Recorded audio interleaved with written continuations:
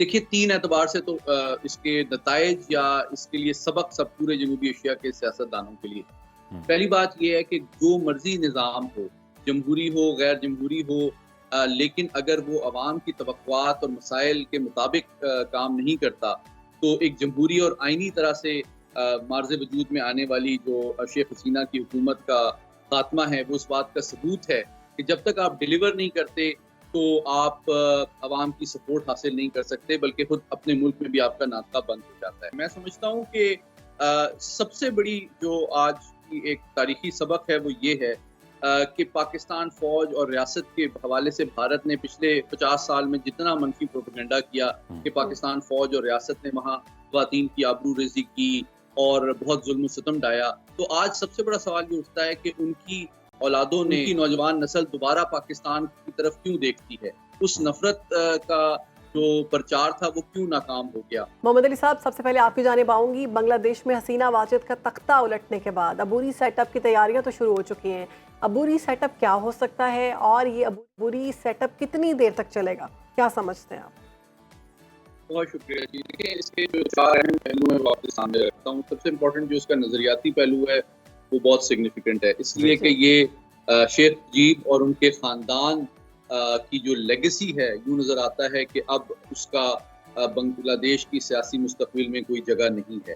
और हुँ, पाकिस्तान के हवाले से जो एहतराम और मोहब्बत के जज़्बात हैं, वो अवाम की नौजवान नस्ल में ख़ुसूसन तमाम तर पाक फ़ौज और पाकिस्तान के खिलाफ इल्ज़ामात और भारतीय बयानिए के बावजूद अभी भी मौजूद है। दूसरा पहलू जो है वो इंतज़ामी है और गवर्नेंस का है कि जिस तरह उन्होंने बैडली गवर्न किया बांग्लादेश को, अपने बख्ती बाहिनी के जो कारकुन थे, उनके लवाकीन और बच्चों को जितना ज़्यादा जॉब कोटास दिए, भारत नवाज़ पॉलिसीज़ पे अमल किया, इसने उनको सियासी तौर पे नौजवान नस्ल के सामने ख़ुसूसन शेख हसीना को अनएक्सेप्टेबल बना दिया और उनको मुल्क छोड़ के फरार होना पड़ा। और अब जो उनके गमख्वार और सपोर्टर थे भारत में, वो भी उनको प्रोटेक्शन और सिक्योरिटी देने के लिए तैयार नहीं है, बल्कि जिस तरह आपने कहा अमेरिका और बरतानिया में भी जी। उनके लिए ज़मीन तंग हो चुकी है। तीसरा पहलू अब मैं आता हूँ मुस्तक़बिल के जो सेटअप बन रहा है, और जिस तरह मोहम्मद यूनुस साहब कल पेरिस से रवाना हुए हैं, जी। और उनके हवाले से 3 पहलू बहुत इम्पोर्टेंट हैं। पहली बात ये कि आप जानते हैं कि आलमी सतह पे उनका एक बहुत बड़ा नाम और असर व रसूख है, क्योंकि वो नोबेल लॉरिएट हैं, नोबेल इनाम याफ्ता इकोनॉमिस्ट हैं। और इसलिए जो बांग्लादेश की फ़ौजी क़यादत है और आलमी बरादरी है, उनका भी सपोर्ट और एतमाद उनको हासिल है। अब जबकि वो एक ऐसे टाइम पे वापस जा रहे हैं, तो उन्होंने ऑलरेडी जो बयानात दिए हैं वो ये हैं कि हमने मुल्क को रिपेयर करना है, दोबारा इस्तेहकाम की तरफ लेके जाना है, जो गैर मुनसिफाना माशी मामलात हैं और गवर्नेंस है उनका खात्मा करना है। और मैं तवक्को करता हूँ कि जो नौजवान नस्ल है बांग्लादेश की, वो यकीनी तौर पे उनसे तवक्कुआत उन्होंने वाबस्ता की हुई हैं, जी। और बतदरीज ये एथनिक पॉलिटिक्स और भारत नवाज़ पॉलिसीज़ से मुस्तक़बिल करीब में मैं उम्मीद करता हूँ कि बांग्लादेश की अवाम की तवक्कुआत और ख्वाहिशात के मुताबिक जो यूनुस साहब हैं, वो बांग्लादेश के माशी मसाइल को भी कम करेंगे और जी। आगे लेके चलेंगे। सैयद मोहम्मद अली साहब, आपको क्या लग रहा है? अभी अब्दुर्रहमान ने जो बात की, ये भी एक ज़रूरी बात है कि एक नेक्सस वहीं पर मौजूद है। जो चेहरा थी शेख हसीना, वो सिर्फ हटी हैं। आपको क्या लगता है? देखिए मैं इससे मुत्तफ़िक हूँ कि एक निज़ाम और अंदाज़े हुकूमत ओवरनाइट तब्दील नहीं होता। ये हुँ। बिल्कुल सही बात है। लेकिन इसमें 3 factors as a political analyst आप देखें जो कि इनकी फ़ेवर में जाते हैं। पहली बात ये कि आलमी सतह पे इनका इनका इस वक़्त जो भी सेटअप बनेगा, उसको आलमी सतह पे और बैन-अक़वामी बरादरी की सपोर्ट चाहिए होनी चाहिए, ताकि लेजिटिमेसी और रिकॉग्निशन का इशू नहीं।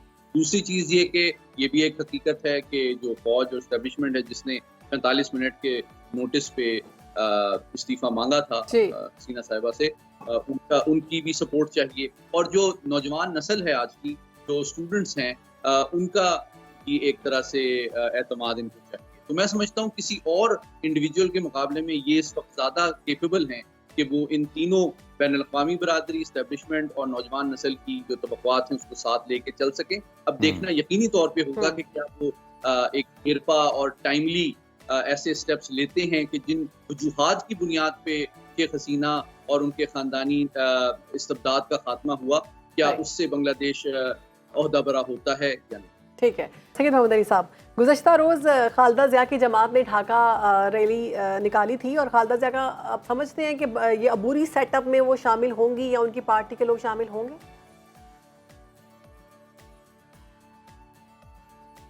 سید محمد علی صاحب سوال آپ کر رہی ہیں؟ اچھا جی جی دیکھیے، میں سمجھتا ہوں کہ فوری طور پہ تو شاید یہ مناسب بھی نہیں ہوگا اور شاید ممکن بھی نہیں ہوگا، کیونکہ یونس صاحب نے اس طرح کہا بھی ہے کل پیرس میں کہ وہ چاہیں گے کہ ملک کو استحکام کی طرف لے کے چلیں اور چند ماہ کے اندر دوبارہ الیکشن کرائیں۔ ہاں، یہ ضروری ہے کہ اگلے چند ماہ کے دوران جو امیڈیٹ کرائسس ہے پولیٹیکل اور اکنامک اور گورننس کا، اس کو وہ مینج کرنے کی کوشش کریں۔ یہ یقینی طور پہ حقیقت سنانا بات نہیں ہوگی کہ چند ماہ کے اندر سارے مسائل حل ہو جائیں گے، البتہ اگر وہ چند ماہ کے بعد ایک منصفانہ، آزادانہ اور کریڈیبل الیکشنز کرواتے ہیں تو ان چند ماہ کے دوران خالدہ ضیاء کو بھی موقع ملے گا کہ وہ دوبارہ سے اپنا سیاسی تشخص، اثر و رسوخ بحال کر سکیں، عوام میں دوبارہ سے جا سکیں، رابطے کر سکیں، ایک ایجنڈا اور مینیفیسٹو لا سکیں، بنیاد پہ وہ نیکسٹ الیکشن میں کنٹیسٹ کریں اور may be she could be one of the future leaders۔ Syed Muhammad Ali صاحب، ایک ہائپوتھیٹیکل کویشچن ہے، ایک سچویشن ہے، جیسے سری لنکا میں ہم نے دیکھا کہ عوام سڑکوں پر آئی، ابھی بنگلہ دیش میں ہم نے دیکھا عوام سڑکوں پر آئی۔ گزشتہ روز کا بیان ہے بانی پی ٹی آئی کا، انہوں نے بنگلہ دیش کی ہی مثال دی اور پھر کہا کہ آنے والے دنوں میں کچھ بڑا ہو سکتا ہے۔ بڑی سیاسی جماعتوں کے جو قائدین ہیں، بالخصوص نواز شریف، آصف علی زرداری، اور خود ان کا نام بھی ECL میں ڈالا جائے کہ وہ نہ بھاگ سکیں، آپ کو کیا لگ رہا ہے کہ اب بنگلہ دیش کی سچویشن کے خطے پہ بھی اثرات ہوں گے؟ دیکھیے، 3 اعتبار سے تو اس کے نتائج یا اس کے لیے سبق سب پورے جنوبی ایشیا کے سیاستدانوں کے لیے۔ پہلی بات یہ ہے کہ جو مرضی نظام ہو، جمہوری ہو، غیر جمہوری ہو، لیکن اگر وہ عوام کی توقعات اور مسائل کے مطابق کام نہیں کرتا تو ایک جمہوری اور آئینی طرح سے معرض وجود میں آنے والی جو شیخ حسینہ کی حکومت کا خاتمہ ہے، وہ اس بات کا ثبوت ہے کہ جب تک آپ ڈیلیور نہیں کرتے تو آپ عوام کی سپورٹ حاصل نہیں کر سکتے، بلکہ خود اپنے ملک میں بھی آپ کا ناطقہ بند ہو جاتا ہے۔ دوسری بات یہ کہ آپ جو اسٹیبلشمنٹ کا رول بھی آپ کو نظر آتا ہے، چاہے سری لنکا ہو، چاہے پاکستان ہو، چاہے بنگلہ دیش ہو، چاہے بھارت ہو، یہ ایک حقیقت ہے کہ وہ اوورٹلی سامنے اس طرح نہیں آتی، لیکن اس کا ایک رول ہے۔ اور دیکھیں کتنے اسٹرانگ پولیٹیکل اور ڈیموکریٹک کریڈینشلز کے باوجود 45 منٹ کا نوٹس دیا ان کی فوج کی قیادت نے کہ جناب آپ، اس سے ثابت ہوتا ہے کہ 53 سال کے باوجود وہاں کی اسٹیبلشمنٹ کا بڑا اہم رول اور اثر و رسوخ ہے۔ تیسری بات یہ کہ عالمی سطح پہ بھی آپ کو جو ہے اپنی ایکسیپٹیبلٹی چاہیے، آپ نے ٹریڈ کرنا ہے، آپ نے انویسٹمنٹ لے کے آنی ہے، تو آپ کا جو سیٹ اپ ہے، جو نظام ہے، وہ انٹرنیشنلی ایکسیپٹیبل اور لیجیٹیمیٹ ہونا چاہیے۔ لیکن سب سے امپورٹنٹ بات جو خوش آئند ہے وہ یہ ہے کہ جو ہندوتوا کی کوشش ہے کہ ایتھنک پالیٹکس کو پروموٹ کیا جائے، ایتھنک گریونس کو اٹھایا جائے، چاہے وہ پاکستان میں BLA BLF کے ذریعے ہو یا بنگلہ دیش میں عوامی لیگ کے ذریعے ہو، تو یہ سب سے بڑا ثبوت ہے کہ دو قومی نظریہ ابھی بھی زندہ ہے، اور بنگلہ دیش کے عوام کے دلوں میں اسلام اور پاکستان کی محبت تمام تر الزام اور بھارتی نیگیٹو نیریٹو کے باوجود آج بھی زندہ ہے۔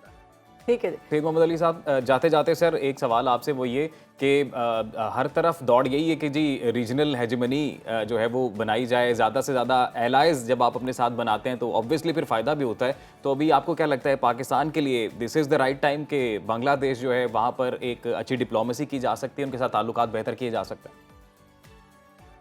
یقینی طور پہ میں سمجھتا ہوں کہ سب سے بڑی جو آج کی ایک تاریخی سبق ہے وہ یہ ہے کہ پاکستان فوج اور ریاست کے حوالے سے بھارت نے پچھلے 50 سال میں جتنا منفی پروپیگنڈا کیا کہ پاکستان فوج اور ریاست نے وہاں خواتین کی آبرو ریزی کی اور بہت ظلم و ستم ڈھایا، تو آج سب سے بڑا سوال یہ اٹھتا ہے کہ ان کی اولادوں نے، ان کی نوجوان نسل دوبارہ پاکستان کی طرف کیوں دیکھتی ہے، اس نفرت کا جو پرچار تھا وہ کیوں ناکام ہو گیا، اور وہ ملک جس نے سب سے زیادہ شیخ مجیب کی مدد کی سیاسی، مالی، دفاعی اعتبار سے بنگلہ دیش کی کریشن میں، خود اس کے ملک میں بھی اس کی بیٹی کو پناہ نہ ملی۔ یہ ایک نظریاتی ایسپیکٹ بھی ہے، عوام کی توقعات، خواہشات، مسائل اپنی جگہ، لیکن جو نظریہ ہے دو قومی، وہ ہر جگہ ہندوتوا کو کاؤنٹر کر رہا ہے، چاہے پاکستان کی جغرافیائی سرحدوں کے اندر ہو، چاہے بنگلہ دیش میں ہو یا عالمی ایوان میں۔